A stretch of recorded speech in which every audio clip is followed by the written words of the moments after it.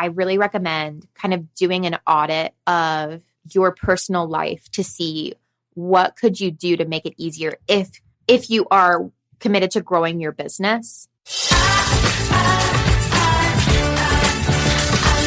I love bookkeeping. Hi, everyone, and welcome to the I Love Bookkeeping podcast. I'm Hannah Robinson. And I'm Melissa Honan. Thank you for listening. Today, we're going to dive into a topic that I think a lot of business owners can really benefit from hearing. And we are going to be taking a dive into delegating.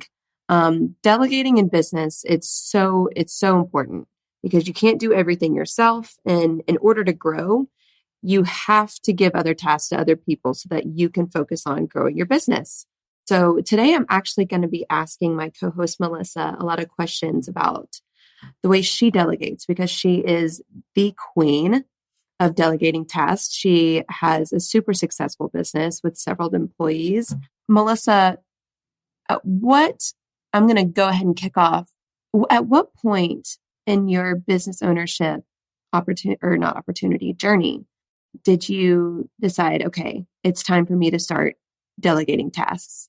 That is a great question. And part of the reason I wanted to cover this in our series, Tips for Newbies, is because I started delegating right from the beginning. And I think it's something that a lot of people just wait because they have so many misconceptions about what delegating is. They just choose not to. But I really think it's something that you should empower yourself to start right from the beginning. So I kind of want to jump into like why people don't delegate, because I think that pretty much everybody is going to relate to that, right? Even I do. Like I do feel like I am the queen of delegation at this point, and I still have to fight. I have to fight the natural inclination to not delegate, even though I delegate all the time. The big one for me is that delegating takes too long, right? Like I could just do it myself. In the time that it would take me to write it down or explain it or, tell them how I want it done, like I could have just done it, right? So why would I delegate it? Like that's the big thing. And we'll kind of go into how to fight that urge. I know that a big one is people think like, if I delegate it, it won't get done. And if it does get done, it won't get done right. And so that really leads into the next one, which is like, if you're not delegating, what you're really saying is that you lack faith in the capacity of others.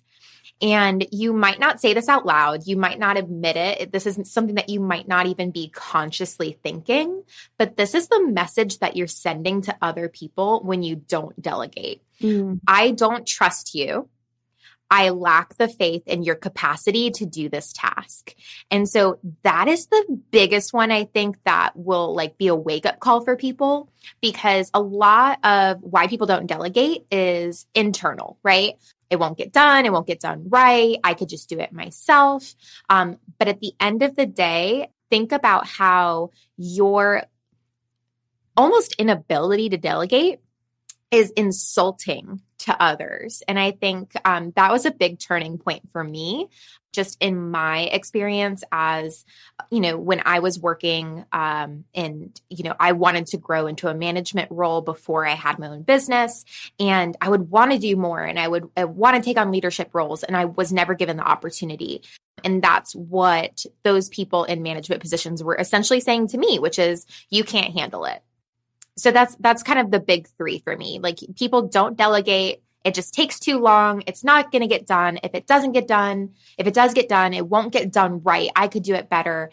And at the end of the day, by doing that, you're saying that you don't trust the people that you work with to handle it for you. Well, and I think what you said about it being a control thing is so true, because I think almost everybody can relate to being on either side of this. Like, as an employee, it's almost hurtful when somebody above you doesn't want to give you a task because they don't trust you. It's like, wait, then why am I here? But then on the other side, I think people can also relate to the fact that when you're in a position of control, you kind of develop the mentality of like, oh, well, if you want a job done right, you do it yourself. Exactly. And especially as business owners, especially as business owners, right? This is my business. There's nobody that's going to do it the way that I would do it because nobody is going to love this business the way that I do because this is my business, right? But that's not true because there are so many capable, wonderful people that don't want to be business owners, but want to dedicate themselves to a team that they can believe in. And in order for them to believe in the team, you have to believe in them. And a big part of that is delegating and putting your trust into that team. Yeah. Well, and I want to dive into kind of some of the reasons if anybody's listening and they're struggling with, they're kind of at a, I think a lot of people get to a crossroad when they're a business owner and it's becoming too much work and it's becoming unenjoyable because it's too much work. And I think that's a good sign that it's time to delegate. So in your opinion, what are some good reasons why people should delegate? If anybody is out there listening and they think, I'm not ready for somebody else to do this task, you're successful. You are the queen of delegating and being a great boss. What are some reasons why people should delegate other tasks? That's a great question. And to circle back, I actually have to say, if you get to the point where you are just like overwhelmed, and you can't do everything yourself, you've gone too far and you should have delegated a lot sooner. And that's because you need time. That's the big thing is you do need to commit the time to delegation. And if you get to the point where you're overwhelmed and you're overloaded and you get to a point where you don't even know like what even to delegate, which we'll go into that next, like what you should delegate and how you can do it. You've gone too far. Right from the beginning, you have to admit yourself that you cannot do everything yourself. You really just can't, right? And I think that's really important for working moms specifically, and I'm sure it's applicable to everyone, but just as a working mom and knowing and working with so many working moms, I know this is a huge thing. You cannot do everything yourself. And that's going to be in your business and that's going to be in your personal life. And that's going to be when those two things get intertwined. So that's the first reason you just need to delegate. And I will say, even before we get into like the work aspect of things, think about that from your personal side, like immediately. As a working mom, you're not going to be able to do everything yourself. What can you delegate on the personal side of things? One of the first things I ever delegated was hiring a house cleaner to come just once a month because at the time I barely could afford having her come once a month. It was like one of those things where I was like, I'm lazy if I don't clean my own house. This is something that I could do myself.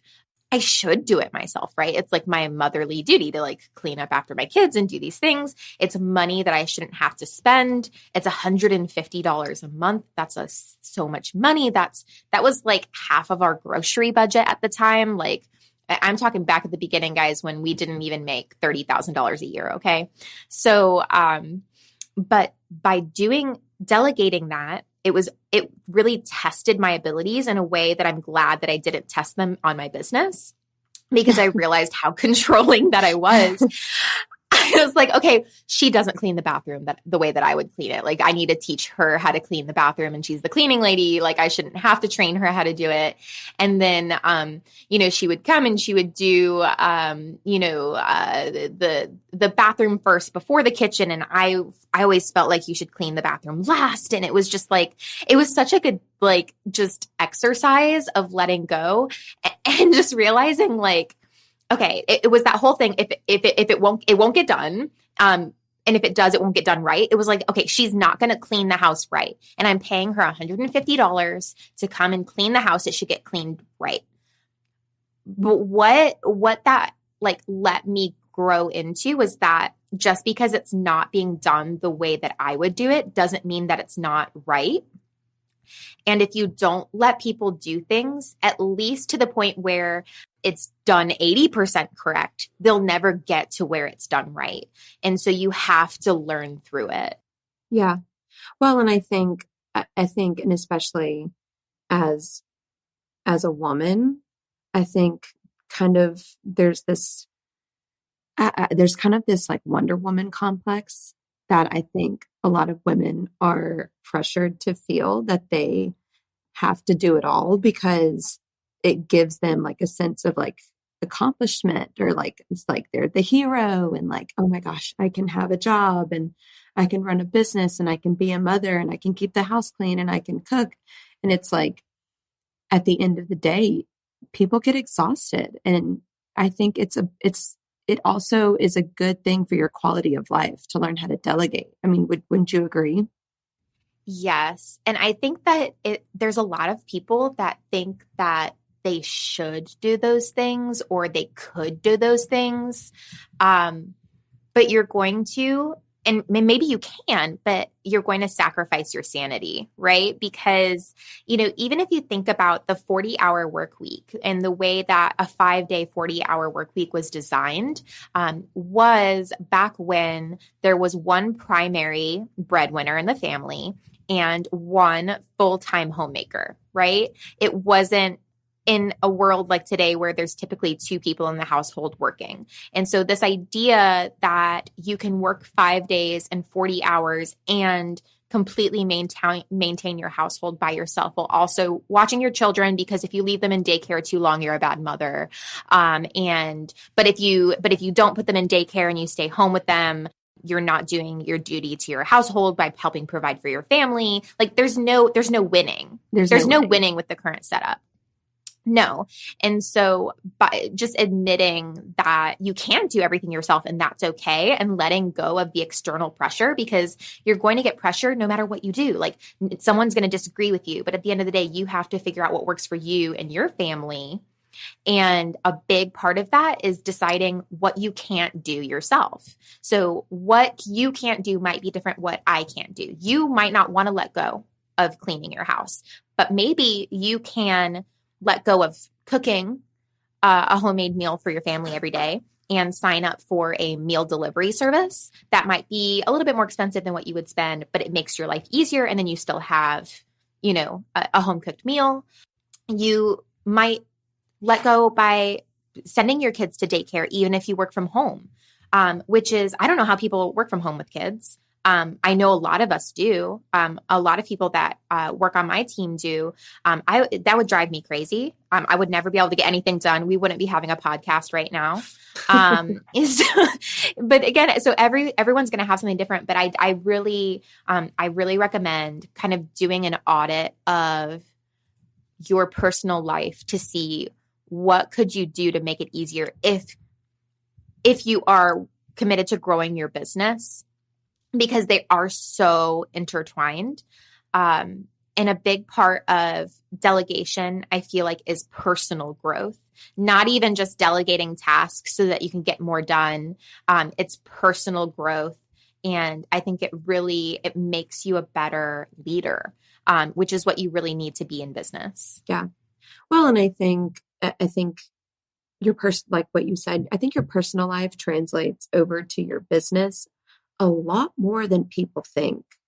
And being able to delegate tasks, I think it builds trust among your team, that you trust them and that they're capable. And I think it kind of gives them some encouragement.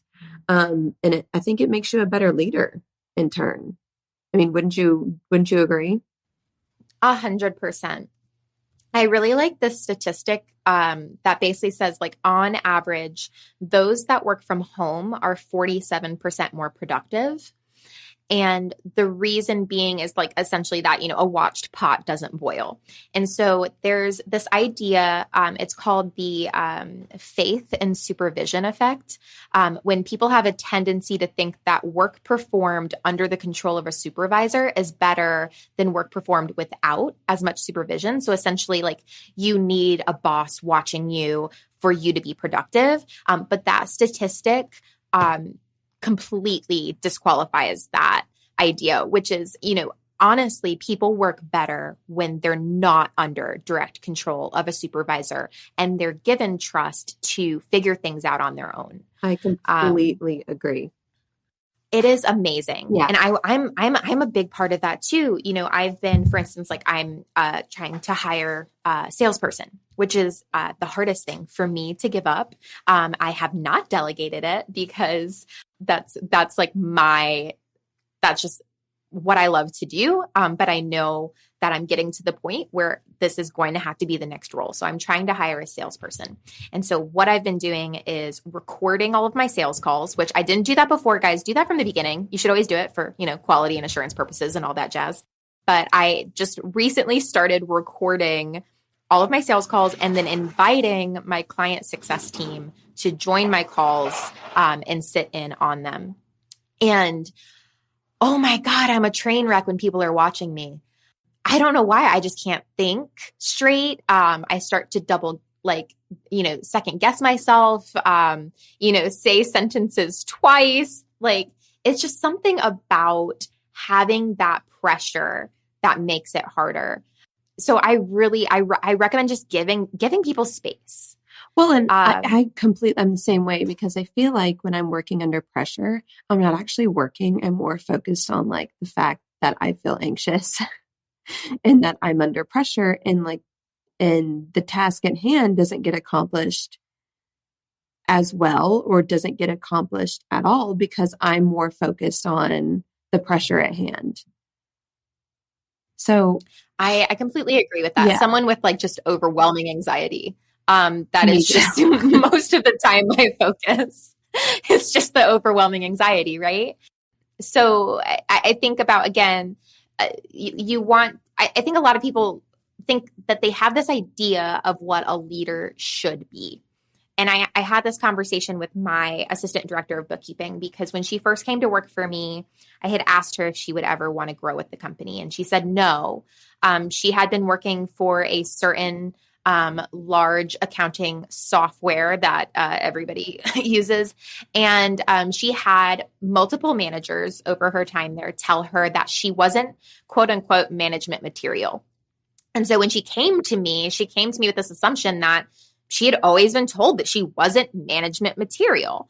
And she said, and honestly, I always end up crying in our reviews, because it's just so amazing to see her in her growth. But that she basically was retaught what a leader should be, what a manager should be when she worked with us. And it really came down to trusting her and giving her the empowerment and the development that she needed to grow into being a leader, to be what management material really should be, right? We all have had experiences of working for terrible managers. Take that and do the opposite. Think about everything you weren't given when you worked for those terrible managers, and be the leader that you wanted to be. And it might not be what's on paper, what people say, this is what you should do. No, trust yourself. This is your business. And the big part of that, regardless, is going to be just empowering the people around you. I completely agree with that. I think when you give people a positive assumption to work with, I think you're going to get the results you're going to get are so much better than if you put a lot of pressure on someone to complete a task the way that you micromanage it. And I can completely relate to that feeling, because I think we've all worked for a boss that kind of micromanages and wants things done their way on their time. And it kind of takes the joy out of what you're doing. And I also think it for me personally, it kind of diminishes my abilities, because I feel pressure to get something done on a time crunch and a certain way, instead of doing it to what I think is best or with my expertise. And so I think it's a great sign of an amazing boss if you delegate your tasks, and as long as they get done in the fashion that they need to be done in, I think it really shows a lot of character and integrity as a boss when you can delegate with grace. I so agree with that. And circling back to, by not delegating, you're saying that you lack the faith and the capacity of others. So think about how that affects that person. And I always think about just the audacity to not delegate, in a sense, by saying that you are the only person that can do that thing. It's not true. We have to let go of that pride and really realize that everyone has their strengths, and there's always going to be somebody that is better at something than you. And you're only going to learn that by delegating and finding out. And that's a big part of, going into what you should delegate. Today's show is brought to you by Keeper, the one app to run your bookkeeping business. Keeper helps you get faster client responses with your own custom branded QuickBooks integrated client portal. Finally, you can say goodbye to those pesky spreadsheets full of uncategorized transactions. Keeper also helps you catch those embarrassing coding errors before your clients do. And with Keeper, you can generate beautiful custom reports that your clients will absolutely love to read. To find out more, go to keeper.app. That's keeper.app. Mention I Love Bookkeeping to get 20% off your first 3 months. Again, go to keeper.app to find out more. Thank you for listening. The big thing is, like, I'm not even going to do these in order, but there's what you should delegate comes down to tiny, tedious, time consuming, terrible at, and time sensitive. And this is not my thing. I'm not this smart, guys. This was by a career and business strategist, Jenny Blake. And she broke it down to tiny, tedious, time consuming, terrible at, and time sensitive. And I'm going to start with terrible at. I'm going to tell you right now, there are so many things in my business I am terrible at doing. And the first is bookkeeping. And that is the first thing that I delegated. Okay. This week on the I Love Bookkeeping podcast. This week on the I Love Bookkeeping podcast, I have to tell you that I hate bookkeeping. Man, guys, I'm not good at it. I'm not. And I wanted to be so bad. I can't tell you how many times I cried because I would just learn something and I'd think I was doing it right. And then I would get an email from the client that was like, "What are you doing?" And I was like, "Oh, shoot. I'm going to try not to swear this week, guys." And, it was another thing. It's like I would pick up one thing and I would forget another. And so think about the things that you're doing in your business that you really just shouldn't be because you're not very good at it. And for those of you that own a bookkeeping business, it might be bookkeeping. Think about that. For a lot of you, it's not. For a lot of you, you love the bookkeeping, but you hate the other aspects of your business. Yeah. I think, yeah. Because when you think about running a business, it's like, especially a bookkeeping business, because one side of it is so technical. And then the other side, on the business side, it can become more kind of right-brained and creative. And a lot of the times people can't do both.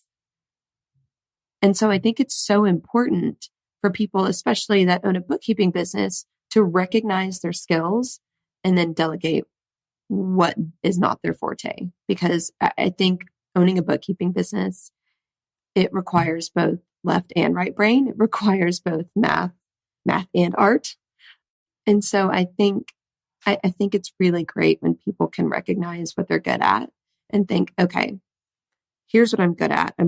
I'm a great bookkeeper. I suck at marketing, or I am not great at design. I can't build a website. Okay, then that right there, you saying I can't or I don't know how, that is a bingo, great opportunity to delegate that elsewhere. So true. And also just being a business owner, and I've met with a couple of different business owners recently, and we all shared the sentiment. It can be so lonely and stressful having to make all the decisions. So especially with things like marketing or, different design aspects of things, sometimes it's nice to pull in another professional that understands where you're at, but that can give you an outside perspective on your business. So it's not just you. As much as it's our business and we want it to be the epitome of us, having that second set of eyes can be so helpful. I think it can. And I think also another sign of a great leader in a business is someone who can take constructive criticism, even though it may not be what you want to hear, or because I understand the feeling of, I think we all understand the feeling of working so hard on something and then have a second set of eyes come in and be like, no, this is not it. You need to change this, this, and this. And that's a hard thing to hear. But I think it helps you grow personally to kind of get used to constructive criticism. And I think it's going to help grow your business because you can have somebody who's really an expert in what you're not an expert in come in and tell you, okay, this is wrong, or this is where you could improve. And I think that's so crucial really for any career field. I think that's so, so important. That is so important. And one of the things that Jenny Blake recommends is conducting an audit of your tasks to figure out what should be delegated. And one of the first things that I did was actually ask my team and my family to give me an audit of things that I was terrible at, because that was what I wanted to know. Like, I struggle with anxiety. I struggle with depression. I honestly think I'm terrible at everything. And so I needed somebody else, which again, this circles back to surround yourself with supportive people that love you, but also surround yourself with those people that love you, and they will sing your praises, but they also do know your faults because they really do know you. And so this was a really hard exercise for me, but I had to ask my team, like, what am I terrible at? Tell me. I'm going to take that constructive criticism and then let's figure out how I can not be terrible at it. I highly recommend that, but it's not for the faint of heart. Maybe you shouldn't start here. But it was really helpful for me because I'm so negative. I really do think I'm terrible at everything. And I needed to know externally what other people saw when they looked at me. And I knew that that's where I needed to start. That's an amazing place to start. And especially the fact that you took that upon yourself, I think shows that you are a great leader. So obviously we're extremely pro delegate. So how you have a big team. How do you determine who you should delegate to? Oh my gosh. I think that's probably a loaded question. So It is. So,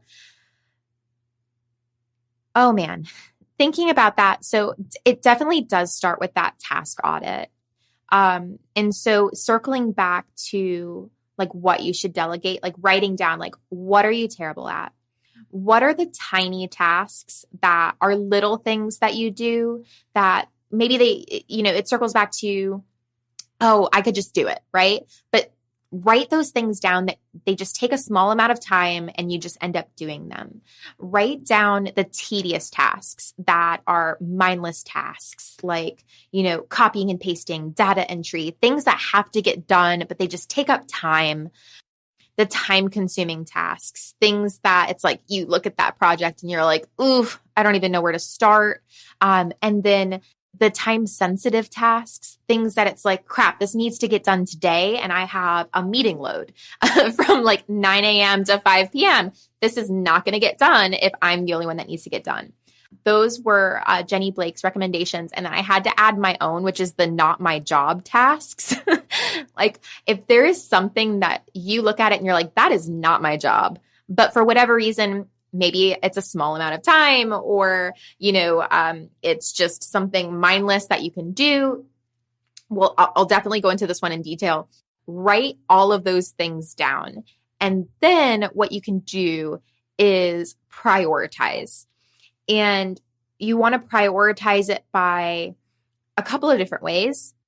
I always go with, okay, what is the most time sensitive? Like what needs to get done sooner? Because then I have to delegate that the quickest. But then what would free up the most time if I delegate that? Because then I'd have more time to figure out how to delegate the rest. So that's my kind of strategy for figuring out in what order do I delegate. So then I can figure out who I need to delegate those individual tasks to. And my first question to myself is always, is the right person to do this task already on my team? That's a big question. How do you know they're the right person? Mm-hmm. That has been the hardest thing for me, because then I have to think about, is the right person on my team? And for a few of the things that I had to delegate, I had to say no. And it started to make me I keep saying second guess my business.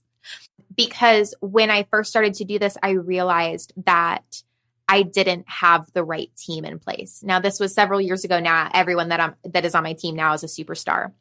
But I had to look internally and realize, first of all, I wasn't the right person for my team, which is why I went down this rabbit hole of delegation and asking people what I was terrible at.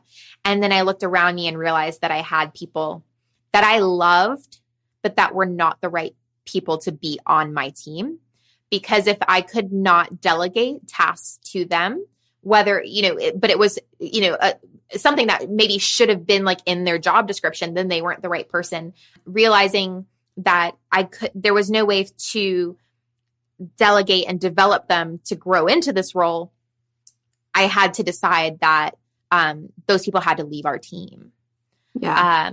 And so I will say, asking this question is tough. Yeah, this was honestly, and I can think back to it, and I still get that pit of the stomach feeling when I think about it. I was just talking about it with my assistant director of bookkeeping the other day. I still get that horrible, just turned stomach roller coaster feeling when I think back to a couple of years ago when I had to have this conversation. It is hard, but it's really important to your personal growth, their personal growth, because they might be in a role that's really not for them. And then the growth of your business. Your business cannot grow if you don't have the right people. Mm-hmm. That's so true. Well, and I think when it comes to determining who you should delegate this to, that question in itself kind of forces you to audit you and your team and your tasks. And that can be hard to do. That can be really hard to do. But then you're kind of left with the question of, well, do I hire in or do I outsource? And I don't think there's anything wrong with having to outsource. If you find somebody who's an expert in what you need, do you find that outsourcing has been helpful for you? I have found that outsourcing is a really great choice for me for several things. And actually, funny enough, we're going to be talking about social media marketing in another episode, but one of my happiest moments was delegating our social media.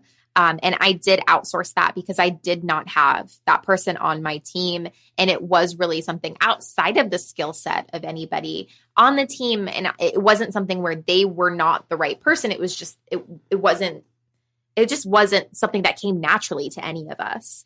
I think it's really important to do that for things.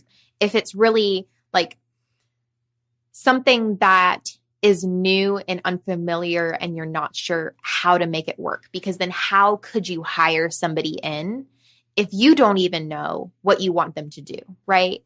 You have to ask yourself, is this a task for one person or a team? Are you hiring for one task or a full role?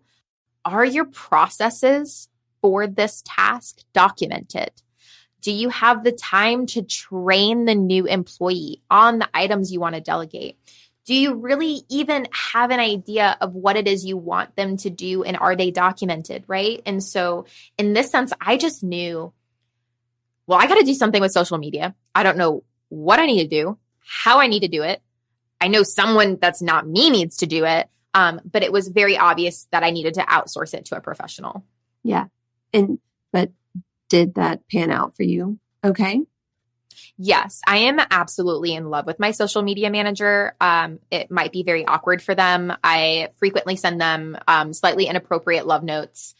A lot of people here know them, Miller with Bellflower Media. I sung their praises across the bookkeeping community. And I finally got an email and they were like, hey, these referrals are amazing, but I'm really hoping to work with people in several different areas of business, right? And I was like, no. Let me talk to you about the importance of niching. The bookkeeping niche chose you. So this is what you need to do now. And so I don't know if, yeah, welcome to the team. We've chosen you. I don't know if Miller ever got out of that, but I'm pretty sure Miller niches in bookkeeping now, if anyone needs a social media manager. That's amazing.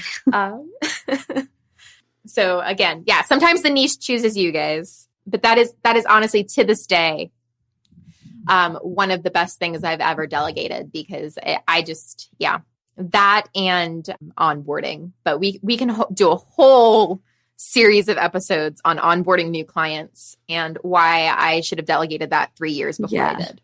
So just to kind of wrap this up, because I like picking your brain on this because I feel like you're such a good boss and you are so self-aware when it comes to what you're good at and what needs to be delegated. So once you've kind of had this process in place of delegating certain tasks and different jobs, how do you kind of keep it going and keep it effective?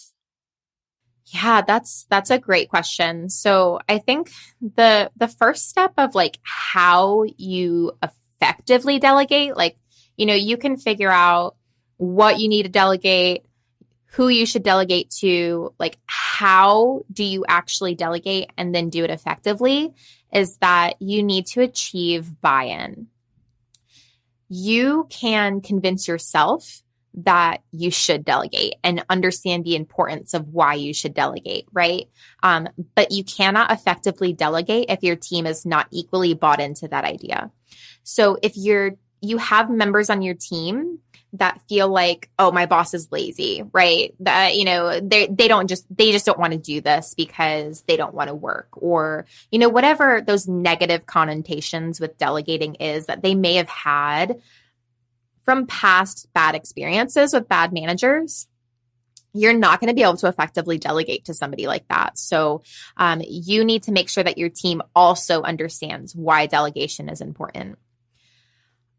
A big part of it is clarifying what success means, because that really goes into achieving buy-in, is clarifying what it means for them to be successful by doing this task. If you give them a task, the processes are clear and in place, but they don't know what the end result is supposed to look like, then you're setting them up for failure, right?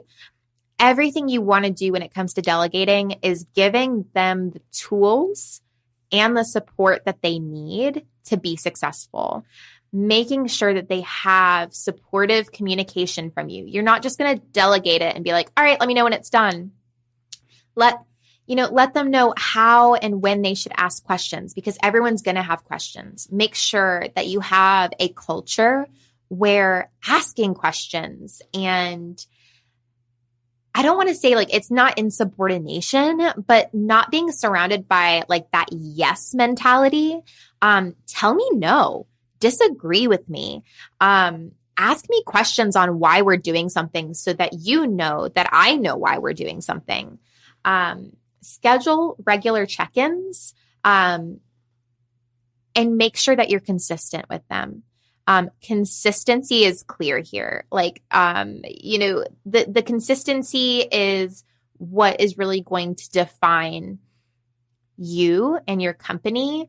but if you're going to be able to effectively delegate, because if you're not consistent and people don't know what to expect, it's going to be really hard for them to want to accept things from you, because they're not sure with the different expectations from time to time if they can be successful. And at the end of the day, everyone wants to be successful, right? Well, and I think things like that really start at the top with the boss, because when you create a space of having regular check-ins and positive feedback and kind of having a space where people are free to share their ideas, I think that starts at the top. And I think it speaks a lot for who you are as a boss. If your employees feel comfortable coming to you and saying, no, I don't think this is right, I think there's a better way to do this, I think that definitely comes from the top. And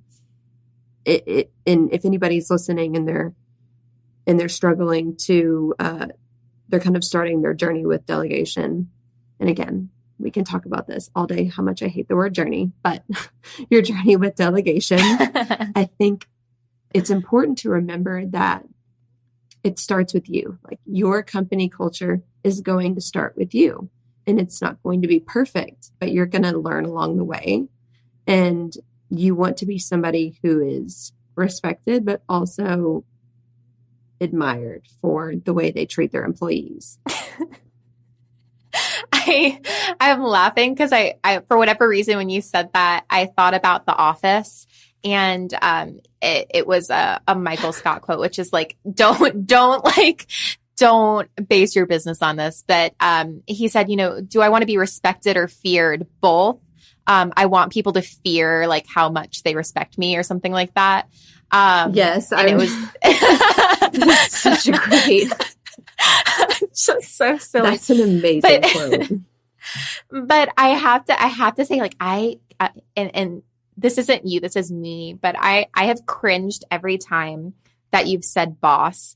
Also, I've also cringed every time you said that I'm a good leader, because again, I think I'm terrible at everything, but I have struggled so hard with that. Like, I'm not your boss, right? Like, I don't want to be anybody's boss. And I think that that's a big reason where I have a servant leader mentality, where it's like, I'm not your boss telling you things that you have to do. I prefer to be the leader that sets our goals and sets the pace of the company, that's here to provide you with what you need to be successful, rather than, so when it thinks about like, that idea that it's a hierarchy and that I'm at the top, I really feel like I am on the same level, if not below, the people in my company that are actually doing the things that we need so that we can provide the level of service that we do to our clients. I think I'm almost the least important person in the company at this point. And that it's so important to me that they know that. But at the same time, I almost go in the opposite way sometimes, where it's that, no, I think you're such a great leader. I should be more of a boss. And that's something that I struggle with, in the sense that I will sing the praises of my team everywhere. I provide positive feedback. I'm constantly checking in. I feel like I clarify success really well, and I've achieved that buy-in just from the people that are around me. But what I don't do well is provide constructive criticism. And that is a key to delegation.